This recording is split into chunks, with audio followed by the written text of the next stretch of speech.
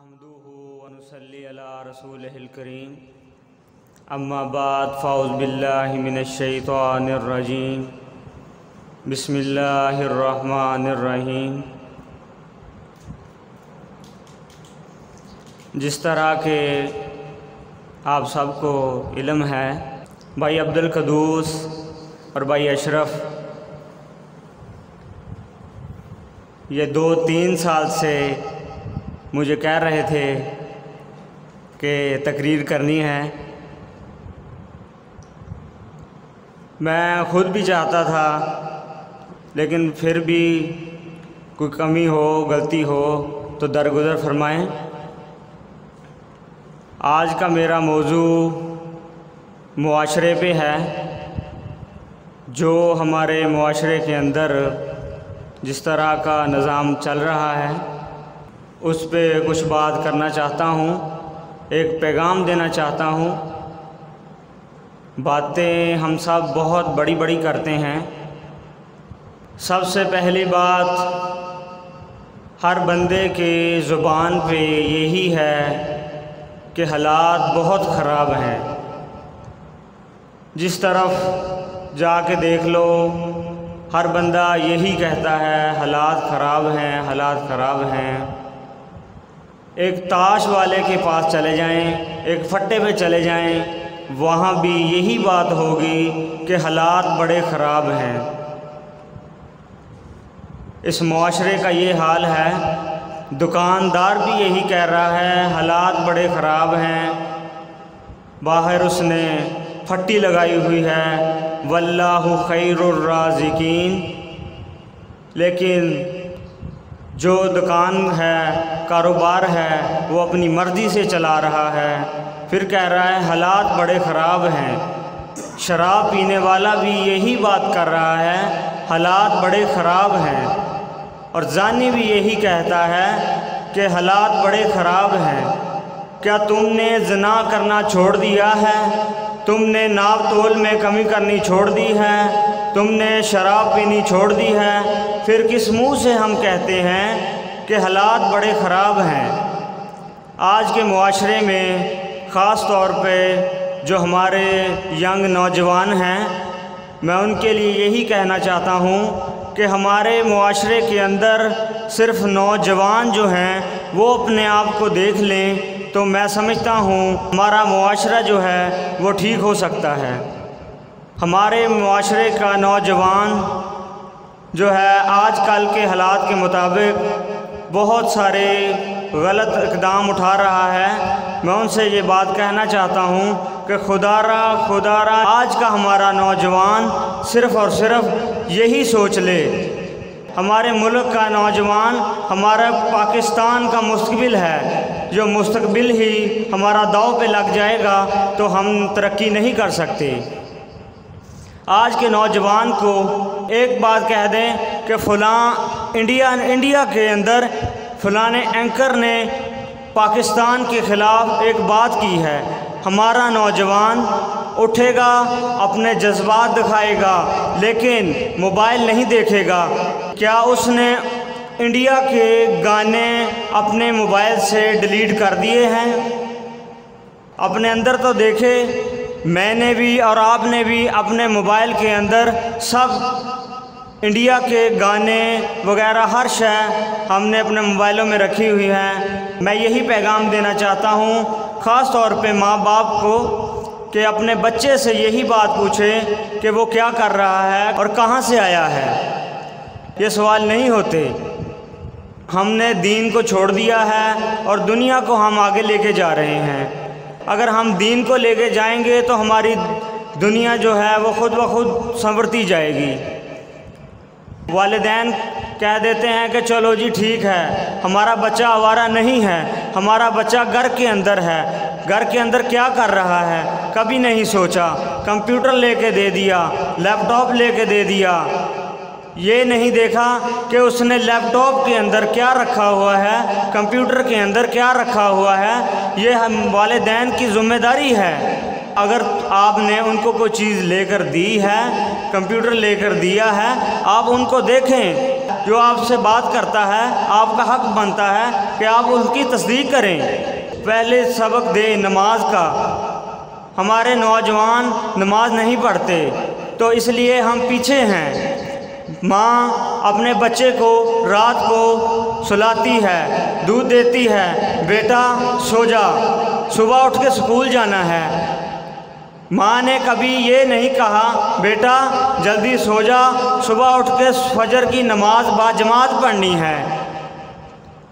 آپ سب سے یہی گزارش ہے کہ خدا را اپنے بچوں کے بارے میں کچھ سوچیں، اپنے بچوں کا مستقبل دیکھیں۔ ہماری بہنیں، ہماری سسٹریں، ہماری مائیں شہروں کے اندر جا رہی ہیں، بازاروں میں جا رہی ہیں، ہم نے کبھی نہیں ان کو روکا، پردے کا خیال نہیں ہمارا۔ میں ایک دن بس میں سفر کر رہا تھا، بس کے اندر ایک عورت بیٹھی تھی، ینگ لڑکی تھی، ایک نوجوان اس کو بڑے غور سے دیکھ رہا تھا، بلکہ اکیلا کیا پوری بس دیکھ رہی تھی اسے۔ جب عورت نے نقاب نہیں کرنا تو اس کو ہر انسان نے دیکھنا ہے، ہر انسان دیکھے گا۔ وہ دیکھتا رہا، اس کے ساتھ ایک بوڑھی عورت بیٹھی تھی، وہ اس کی جو ماں ہے وہ پیچھے بیٹھی تھی، بوڑھی عورت اس کے ساتھ بیٹھی تھی۔ وہ لڑکا جو ہے اس کو بڑی غور کے ساتھ دیکھ رہا تھا۔ میں نے اس لڑکے کی طرف بار بار دیکھتا رہا، یہ آخر کر کیا رہا ہے۔ وہ کبھی اپنے ہاتھ ہلا رہا تھا، جو بھی کر رہا تھا۔ لڑکی نے ایک دو بار اسے دیکھا تو اسے اگنور کر دیا، لیکن جو ماں ساتھ بیٹھی تھی وہ سب دیکھ رہی تھی۔ ماں نے اس لڑکے کو کہا کہ میں تمہیں کافی دیر سے دیکھ رہی ہوں، تم اس کی طرف بار بار دیکھ رہے ہو۔ جو بس کے اندر مسافر بیٹھے تھے ان سب نے اس لڑکے کو ڈانٹا کہ تم اس کو کیوں دیکھ رہے ہو۔ لیکن سوال یہاں پہ یہ اٹھتا ہے کہ اس بوڑھی عورت نے اس لڑکی کو نہیں کہا کہ بیٹا تم نقاب کر لو۔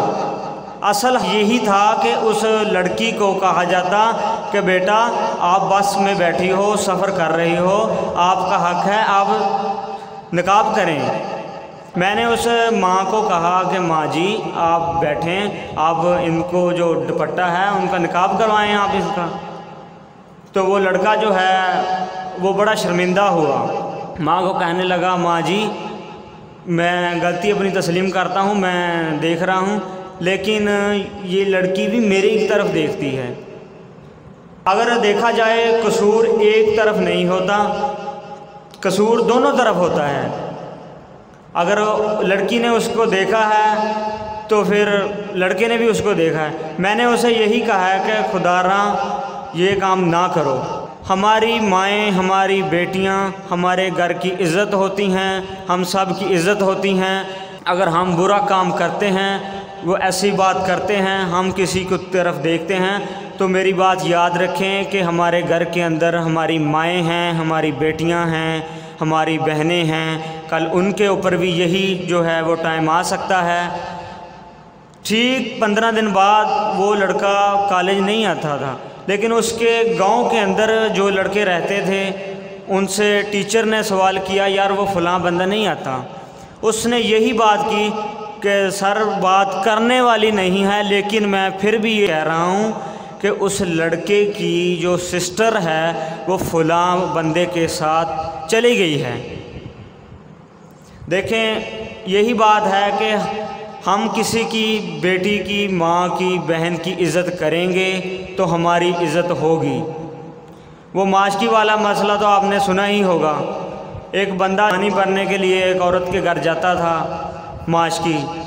وہ عورت جو ہے وہ گھر میں بیٹھی تھی اور اس نے کوئی بات نہیں کی اور اس کے کندھے پہ وہ ہاتھ رکھ کے چلا گیا۔ اس نے اپنے خامد سے سوال کیا کہ آج تم باہر کیا کر کے آئے ہو؟ وہ خاموش رہا، اس نے کوئی جواب نہیں دیا۔ کیا آپ کا سوال کرنے کا مطلب؟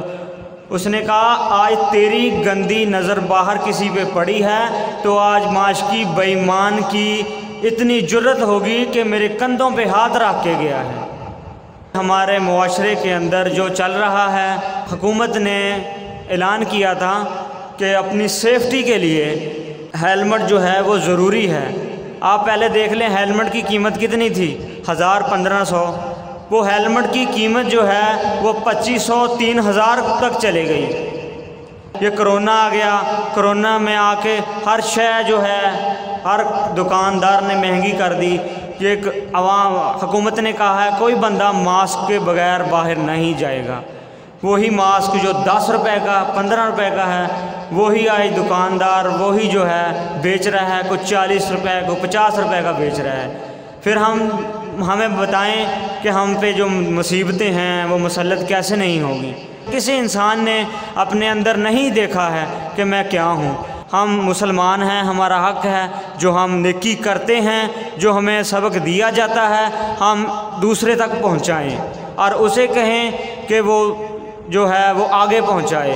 اگر مجھے کسی بات کا علم ہے، میرے سامنے ہے کوئی گناہ کر رہا ہے، آپ اسے اتنی طاقت نہیں رکھتے، آپ اسے مار نہیں سکتے، آپ اسے کہہ سکتے ہیں، زبان سے بھی نہیں کہہ سکتے، آپ ان سے کسی نہ کسی طریقے سے بات کر سکتے ہیں، اسے سمجھا سکتے ہیں، مسئلہ سمجھا سکتے ہیں۔ میں ایک شہر میں گیا، ایک بندے نے وضو کیا، میں نے اسے کہا یار مجھے لگتا ہے کہ وضو تم نے ٹھیک نہیں کیا، لیکن میں وہاں غلط تھا، میرا حق یہی تھا کہ میں اسے کہتا کہ یار دیکھنا میں نے وضو ٹھیک کیا ہے۔ آگے سے اس نے کہا جا پرے تو کم کر، میرا وضو میں نماز پڑھنی میں جدہ مرضی پڑھا تینوں کیا۔ دیکھیں بات کرنے کا بھی کوئی طریقہ ہوتا ہے۔ آپ یہی کہیں کہ آپ کلہاڑا ماریں گے تو پھر آپ آگے سے امید رکھیں کہ اس نے بھی آپ سے نرمی نہیں رکھنی، وہ بھی آپ کو الٹا ہی جواب دے گا۔ ایک بندہ تھا، وہ گیا شہر میں، وہ کھڑا ہو کے پیشاب کر رہا تھا۔ میں نے کہا یار یہ تم ٹھیک نہیں کر رہے ہو۔ اس نے کہا یار میں نے پینٹ پہنی ہوئی ہے، میں اس لیے کھڑا ہو کے پیشاب کر رہا ہوں۔ میں نے پھر اسے یہی بات کہی کہ مجھے ایک بات بتاؤ، آپ کے پاس سامنے واش روم بھی ہے، آپ وہاں بھی جا سکتے تھے۔